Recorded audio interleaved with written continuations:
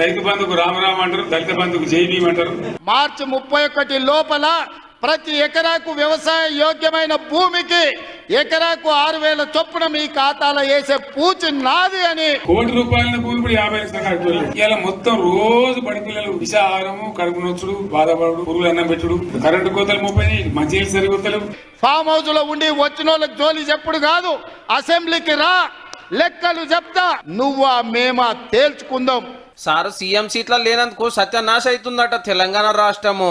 ఆయన వాడుతున్న బంగారం ఇంత బంగారం వడ్డానం పెడతాను కానీ ఆయన నమ్మి మళ్ళీ మొదటికి వచ్చానా కైలాసం ఆడలో పెద్ద పంపించినట్టు అయింది. మళ్ళీ దళితులకు 3 ఎకరాలని ఎగ్గొట్టినావు, దళిత ముఖ్యమంత్రి అని ఎగ్గొట్టినావు, డబల్ బెడ్రూమ్ ఇండ్లు అని ఎగ్గొట్టినావు.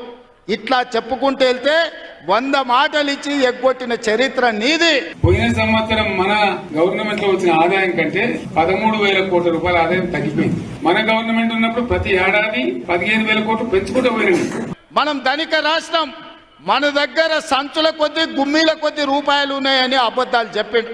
వచ్చి చూస్తే గుమ్మీలు ఖాళీలు ఉన్నాయి, గుమ్మి కింద పందికొక్కులాగా కేసీఆర్ కుటుంబం మొత్తం తిని కూసున్నది. కాంగ్రెస్ పార్టీ దొరికితే కొడతాం రానంత గొప్పగా.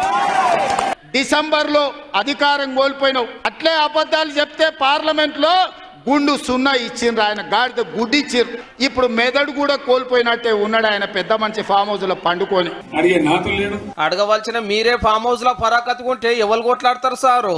అసెంబ్లీకి వస్తలేరు, పార్టీ ఆఫీస్కి వస్తలేరు, పబ్లిక్ లకు వస్తలేరు, నియోజకవర్గానికి వస్తలేరు, ఇంకా బైకాన్నేనా బయటకి ఏమన్నా వచ్చేది ఉందా?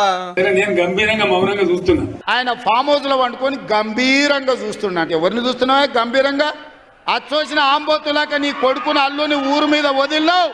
మైసమ్మ మన ఏంది జాంగీర్ పీర్ల దర్గా వదిలిన మేకపోతులాక ఊరు మీద పడి మేస్తా ఉన్నారు నీ కొడుకు నీ అల్లుడు. నేను కొడితే వట్టి కొట్టు నాకు అలవాట్లేదు కదా. ఆయన కొడితేనంట బలంగా కొడతాడంట, సరిగ్గా నిలబడేది నేర్చుకోని ఆయన కట్టె లేకుండా. నువ్వు తూగుతున్నావా, సోగుతున్నావా, నువ్వు నిలబడగలిగే పరిస్థితిలో ఉన్నవా? ఆ పోలింగ్ పెడితే 70% మనకు వచ్చింది, 30% మనకు. వాడు పెట్టింది మనం పెట్టింది కాదు. ఆ మధ్యలో బాలీవుడ్ లో కూడా సల్మాన్ ఖాన్ కు రాఖీ సావంత్ కూడా టిక్ టాక్ లో పెడితే రాఖీ సావంత్ కి ఎక్కువ లైకులు వచ్చినాయి. ముఖం జల్లక ఫామ్ హౌస్ లో వండుకున్న Chandrashekar Rao social media TikTok లో నాకు లైకులు వచ్చినాయని చెప్పుకునే పరిస్థితికి వచ్చిందంటే ఫిబ్రవరి నెలాఖరులో ఒక పెద్ద బహిరంగ సభ పెట్టాలి, కథ చూడాలి. అచ్చా, పార్లమెంట్ ఎలక్షన్లు అప్పుడు అగుపడి మళ్ళా సర్పంచ్ ఓట్ల ముంగట పబ్లిక్ లకు వస్తాడు అన్నట్టు. డెఫినెట్ గా రాబోయే గవర్నమెంట్ మనదే అని అనుమానం కూడా అవసరం లేదు. అదే ఫామ్ హౌస్ లో అట్లే వండుకొని నిన్నెవ్వరు అడుగుతలేరు, కడుగుతలేరు, కొడతలేరు. అయ్యా చంద్రశేఖరరావు గారు,